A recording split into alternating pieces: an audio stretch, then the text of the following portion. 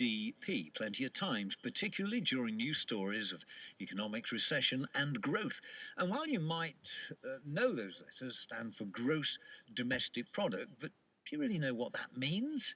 GDP was the brainchild of US economist Dr. Simon Kuznets to help track the country's development during the height of the Great Depression. It's since become the universally recognised measure of economic growth, and tomorrow marks 80 years since it was first used. Well, joining me now to explain more is Michael Green, economist and author of the best-selling book Philanthrocapitalism. I knew I'd stumble over that one. Good morning to you, Michael.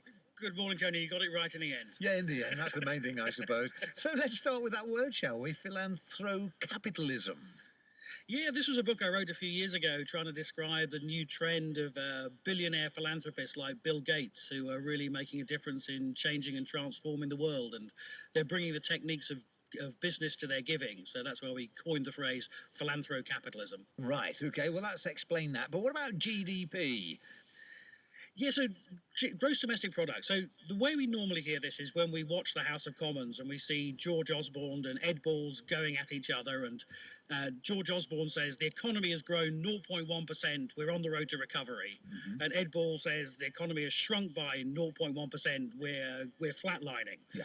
And so this economic growth is all measured in terms of this measure of gross domestic product, which is how rich are we as a country. That's what GDP stands for. But how do you measure something like that? So what you do is you go away and you can do it two ways. You can measure how much money we've all spent or how much income we've all earned. So what the Office of National Statistics do is they measure both and they put together and then they do a bit of tweaking and come up with this number. And it's actually, it's a statistical technique. It's not easy, which means that very often we keep revising those GDP numbers each quarter. So again, our political debate about whether we're up or down a little bit often doesn't mean very much because the numbers have to get changed. I was going to say, so how reliable are these figures for GDP?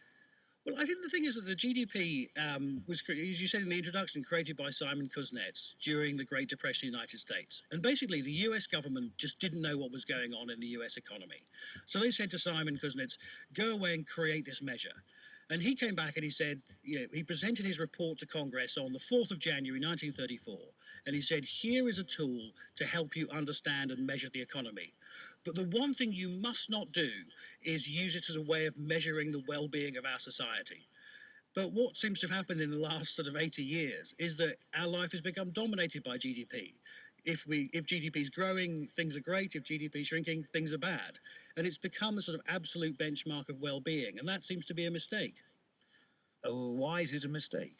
Well, since GDP, as we say, is a tool to measure what's going on in the economy, there's lots of things it doesn't measure. I mean, if we produce more and more GDP but have less time to spend with our families, is that really progress? GDP can go up and up and up, but we can be destroying our planet. Yeah. Is that really progress? Exactly. So there's lots of things that GDP doesn't measure. And Kuznets was a bit like Dr. Frankenstein. He created this monster, and then after time, he actually disowned it and said, look, you're misusing this. This isn't a measure of what our society, whether our society is a good society. Stop using it. Because we can't continue growing forever and a day, surely. Well, that's right. I mean, in a sense, GDP always creates this up, and at what cost to the planet? Yeah. So actually, what we need to do is actually measure the real things that matter to real people in their lives. And that's what I work on now is something called the Social Progress Index, which is not trying to measure GDP, but measuring things like, do I live in a safe community? Do I have decent housing? Do I have decent health and well-being? Do I live in a tolerant society? And those things, those real things that matter, seem to be much more important than just GDP on its own. So in years to come, you think we'll be talking about SPI instead of GDP? Well, I think GDP does actually tell us something. I mean, I think when we look at GDP against social progress, we actually see as countries get richer, broadly, social progress does get a bit better. Makes sense. You've got a bit more money to invest in schools and hospitals, etc. So GDP is not a bad thing, but it's not a complete picture.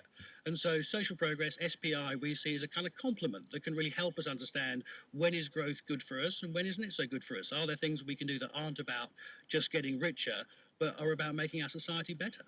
So SPI, GDP on the BBC. I think that's game, set and match now, isn't it? It's good to talk to you. Tony. Good talking to you, Tony. All Thanks the best. very much. There we are. That's Michael Green. Passion for Leicestershire. BBC